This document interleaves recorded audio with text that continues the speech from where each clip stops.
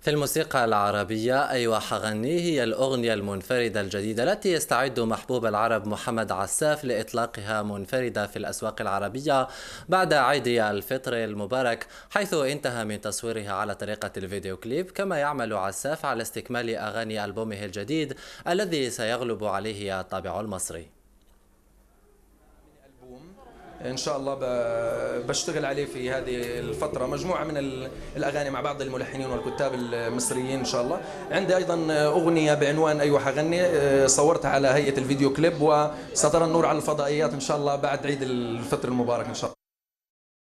اللبناني وائل جسار الذي أطلق مؤخرا مجموعة من الأغاني سينجلز على غرار انتبه حالك وأغنية ظروف، يستعد لتسجيل أغنية ديو مع صوت شرق أمال ماهر، بالإضافة إلى ألبوم جديد وجولة حفلات ستقوده إلى الكثير من البلدان.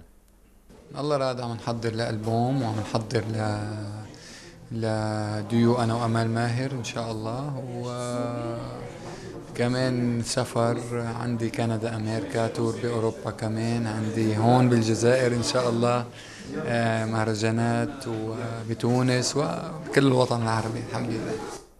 دائما في جديد الفنانين، الممثلة السورية ميسون أبو أسعد ستطل على جمهورها من خلال الجزء السابع من المسلسل السوري الشهير باب الحارة ومسلسل حرائر وغيرها من الأعمال الدرامية، حيث ستكون ميسون حاضرة بقوة في شهر الفضيل. عندي باب الحارة 7، حرائر، بقعة ضوء، ومسلسل اسمه شهر زمان.